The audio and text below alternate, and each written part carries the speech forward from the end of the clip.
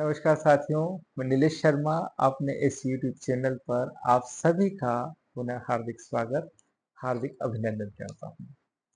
मेरे प्रिय साथियों, अक्सर लोग मुझसे पूछते हैं कि क्या हमें पुरानी प्रॉपर्टी लेना चाहिए या नहीं लेना चाहिए? और यदि हम पुरानी प्रॉपर्टी ले रहे हैं, तो उसमें हम वास्तु को भी देखें या नहीं देखें? क्योंकि पहले से जिसने प्रॉपर्टी ली होगी तो निश्चित तौर पे उसने अपना वास्तु करा होगा, फिर हम दोबारा वास्तु क्यों दिखाएं? तो प्रिय साथियों, पुरानी प्रॉपर्टी हमें लेना चाहिए, इसमें कोई दो राय नहीं है। परंतु यदि उसका वास्तु करा हुआ है, फिर भी हमें किसी वास्तुविद को एक बार पुनः चेक कराना चाहिए, क्योंकि जब भी कोई प्रॉपर्टी दोबारा से बिकती है, तो उस प्रॉपर्टी के अंदर कुछ न कुछ हिडन कारण होते हैं, कुछ न कुछ ऐसी बातें होती है जिसे हमें दोबारा समझना चाहिए। साथ ही मैं एक और अपना अनुभव आपको इसमें शेयर करना चाहूँगा, जो कि थोड़ा-सा लीक से अलग हटकर है। बात से थोड़ा-सा अलग हटकर है, लेकिन वो बहुत महत्वपूर्ण बिंदु है, जो हम कभी पुरानी प्रॉपर्टी लेते हैं, तो हमें देखना चाहिए। बात दरअसल ऐसी है मेरे प्रिय साथियों, लगभग ये बात होगी आज से करीब 15 साल पुरानी, 17 साल पुरानी। 15-17 साल पहले लगभग 2010 या 2011 में मेरे एक प्रिय साथी के साथ मैं एक प्रॉपर्टी को देखने गया था। मेरे साथ मेरे प्रिय साथी थे और हमें एक वो पर्सन था जो उस प्रॉपर्टी को दिखा रहा था। प्रॉपर्टी एक बहुत अच्छी लोकेशन पे थी, उसके आसपास का एटमॉस्फेयर बहुत अच्छा था। हम जब उस प्रॉपर्टी के गेट में एंटर किए, यानी कि अंदर प्रवेश किया, तो वहाँ की वाइब्रेशन कुछ अजीब से थे। अजीब से मतलब एक हमारे अंदर का जो सेंसिटिविटी होती है, हमारे अंदर एक परमात्मा ने जो इनर सेल दिया है, अक्सर हम उसका उपयोग नहीं करते हैं, हमें उसका उपयोग करना चाहिए। उसे ये महसूस होने लगता है कि यहाँ कुछ है जो सही नहीं है, लेकिन हमने उस बात को नज़रअंदाज किया। हम घर के और अंदर गए और अंदर जाने के बाद हमने देखा ड्राइंग रूम ठीक था, बेडरूम ठीक था, वहाँ के कर्टन, वहाँ की फिटिंग्स, यहाँ तक कि बाथरूम में जो मटेरियल का जो उपयोग किया हुआ था वो काफ़ी अच्छा किया हुआ था। वहाँ की टाइल्स और घर का वातावरण जो था, उसमें भी सारे अच्छे शेड्स, अच्छे पेंट्स उन्होंने लगाए हुए थे। लेकिन फिर भी जैसे-जैसे उस प्रॉपर्टी में हम बढ़ रहे थे, उसके एक-एक कोने को मैं बारीकी से देखने का प्रयास कर रहा था।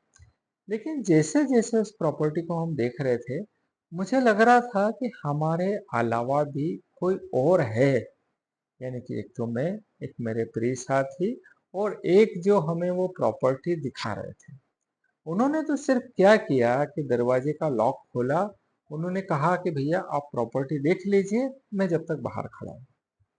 लेकिन जब हम अंदर गए और जैसा मैंने आपको बताया कि हम दोनों जब प्रॉपर्टी देख रहे थे, तो हमें ऐसा लगा कि उस प्रॉपर्टी को कोई और भी देख रहा है। तो मैंने थोड़ा-सा पीछे देखा, तो मैंने ऐसा जानने का प्रयास किया कि कहीं ऐसा तो नहीं है कि जो हमें दिखाने जो सज्जन लाए थे, वो भी हमारे साथ आ गए हों। तो मैंने देखा कि वो बाहर ही खड़े थे, वो अंदर नहीं थे। लेकिन फिर भी ऐसा लग रहा था कि हमारे साथ कोई है। उस प्रॉपर्टी को मैं आपको कोई हॉरर स्टोरी नहीं सुनाना चाह रहा, मैं आपको ऐसे भी घुमाना नहीं चाह रहा, आपको डराने का मेरा कोई उद्देश्य नहीं है। मैं बस आपको ये क्लियर करना चाहता हूँ कि प्रॉपर्टी देखने में हमारी सेंसिटिविटी किस प्रकार से हमारी मदद करती है। शनैः-शनैः हम जीने को चढ़ते गए, हमने ऊपर पूरा घर देखा, पानी की टंकी कहाँ पर है, छत कहाँ पर है, जैसा आम तौर पे हम वास्तु को देखते हैं। उस तरह से देखने के बाद आसपास के पेड़ों को हमने देखा कि कौन से पेड़ वहाँ पे लगे होना चाहिए, कौन से पेड़ लगे होना नहीं चाहिए। प्रॉपर्टी को देखते हुए सहसा जब उनके किचन की तरफ मेरी निगाह गई, हम किचन की तरफ बढ़े अचानक मेरा पैर स्लिप सा होने लगा। पैर स्लिप सा हुआ और मैंने पास के जो दीवार थी उस दीवार का सहारा लिया, यानी कि अपने हाथ को दीवार पर टिकाया। लेकिन फिर भी मैं हल्का सा फिसला। ये बात आज से 15 साल पुरानी है। उस समय मैं रेगुलर जिम भी जाता था, तो एक फिटनेस उस समय एक अलग लेवल की थी। लेकिन इसके बावजूद मेरा पैर फिसला और मैंने दीवार को सहारा लेने का कोशिश किया, लेकिन उस दीवार से भी मेरा हाथ फिसला और हाथ में कुछ इस प्रकार की रगड़ लग गई कि मेरे हाथ में कुछ स्किन थोड़ी सी छिल गई और ब्लड की कुछ बूंदें आई। फिर उस पूरे वातावरण को चेक करने के बाद, किचन के डोर को पीछे से ओपन करने के बाद मैं बाहर आया। बाहर आने के बाद उस सज्जन से हमने विदा ली जो हमें प्रॉपर्टी दिखा रहे थे। उन्होंने प्रॉपर्टी को लॉक किया, बाहर से लॉक किया। वो गए और मेरे प्रिय साथी जो मुझे उस प्रॉपर्टी को दिखाने के लेके गए, उन्होंने कहा कि भैया ये देखिए, ये जो प्रॉपर्टी है, ये प्रॉपर्टी मेरे बोलने के पहले आपको इसलिए ये बताना चाह रहा हूँ कि मैं उनको कुछ अपना फलादेश बताऊं कि भाई ये इसका निचोड़ क्या है, इस प्रॉपर्टी का क्या गणित है। लेकिन उसके पहले ही उन्होंने कहा कि देखिए भैया, ये जो प्रॉपर्टी है मेरी फैक्ट्री के नजदीक, यहाँ से मेरी फैक्ट्री 15 से 20 मिनट की दूरी पर है। ये जो जगह है, इस जगह से मेरा जो ऑफिस है सिटी का ऑफिस 15 से 20 मिनट की दूरी पे, यानी कि ये सेंटर में है। 20 मिनट पे मेरी फैक्ट्री है, 20 मिनट पे मेरा ऑफिस है। और जहाँ मैं रह रहा हूँ, इसके आसपास हमारे काफ़ी रिश्तेदार, काफ़ी जान पहचान के लोग हैं। यदि कुछ इमरजेंसी हुई तो 10 मिनट में फ़ोन पे सब आ जाएंगे। यानी कि वो अपने दिल की आवाज को सुनने के पहले उन्होंने अपने दिमाग को इतना प्रिपेयर कर लिया कि उसमें प्लस प्लस क्या क्या है। वो ये सुनना नहीं चाहते थे कि उसमें माइनस क्या क्या है। मैंने कहा भाई साहब, आप इस प्रॉपर्टी का एक बार अपने जान पहचान वालों से और उन जान पहचान वालों से जो सज्जन हमें इस प्रॉपर्टी को दिखाने आए हैं, उनको छोड़ के अन्य लोगों से इसके बारे में आप मालूमात करें। क्योंकि मेरा डिसीजन, मेरा निर्णय ये कहता है कि प्रॉपर्टी अगर हमें बाजार भाव से 20% कम में भी मिले तो हमें ये नहीं लेना चाहिए। थोड़ी देर उन्होंने मेरा चेहरा देखा। उन्होंने कहा कि यार पता नहीं इनका क्या सोचना है, शायद ये अपनी फीस कुछ बढ़ाना चाहते हैं या कम करना चाहते हैं। पर बात उससे संबंधित कुछ थी ही नहीं मेरे दोस्तों।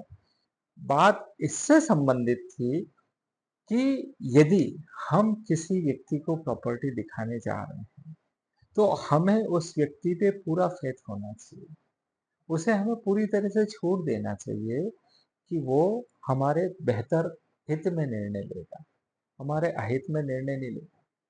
क्योंकि जब मैं किसी के लिए प्रॉपर्टी देखने जा रहा हूँ या कोई और सज्जन किसी के लिए प्रॉपर्टी देखने जा रहे हैं, तो उनका सबसे पहला मोटिव यह रहता है कि वो परिवार वहाँ पे सुखी रहे, वो परिवार वहाँ पे संपन्नता को हासिल कर सके। क्योंकि उनसे केवल उस प्रॉपर्टी का संबंध नहीं है, उनसे जीवन भर का संबंध है।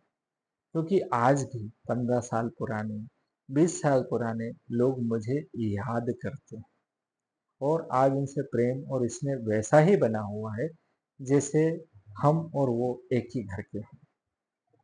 तो दोस्तों, काम की बात यह है कि उन्होंने उस प्रॉपर्टी की इंक्वायरी निकलाई। इंक्वायरी निकलाने के बाद उन्होंने मुझे फ़ोन करके उनके ऑफिस पे बुलाया कि आप चाय के साथ मीठे में क्या पसंद करेंगे। मैंने कहा भैया ऐसा क्यों? बोले यार आपका निर्णय बहुत काम का था।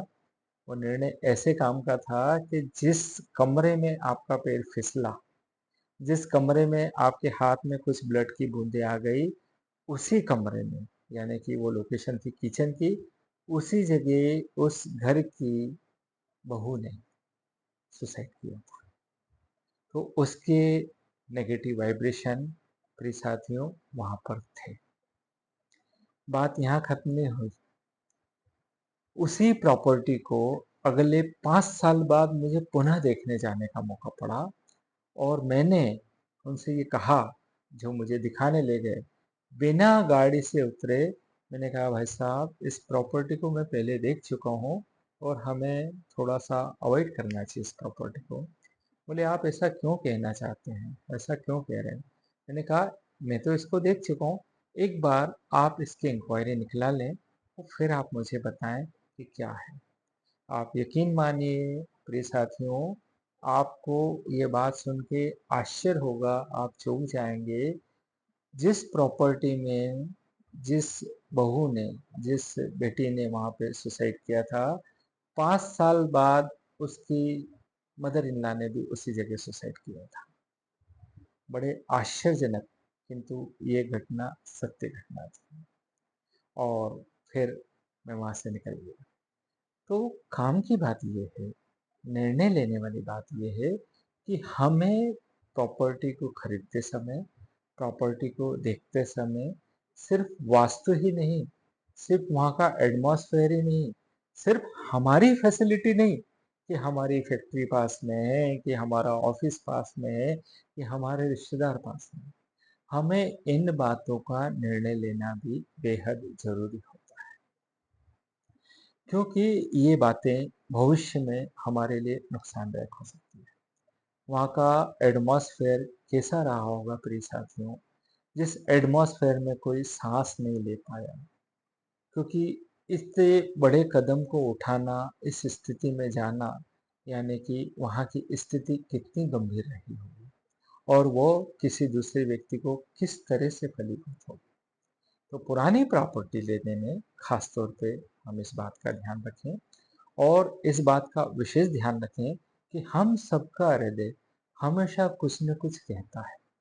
हम सबका हृदय इतना एक्टिव होता है कि वो सही और गलत निर्णय में एक बार हमें अंदर से नॉक करता है, हमारे दरवाजे को खटखटाता है, लेकिन हम अपनी पसंद और नापसंद में उस दरवाजे को बंद कर देते हैं और उसकी सुनना नहीं चाहते।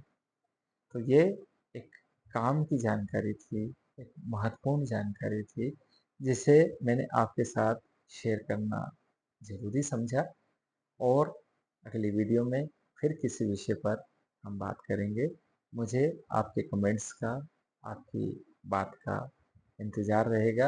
आप अपना कोई भी प्रश्न हो, मुझसे बेबाकी से पूछ सकते हैं। मैं प्रयास करूँगा आपका प्रत्येक का उत्तर दे सकूँ। जब तक अगला वीडियो बनाऊँ, मुझे आज्ञा दें। आपका दिलीप शर्मा।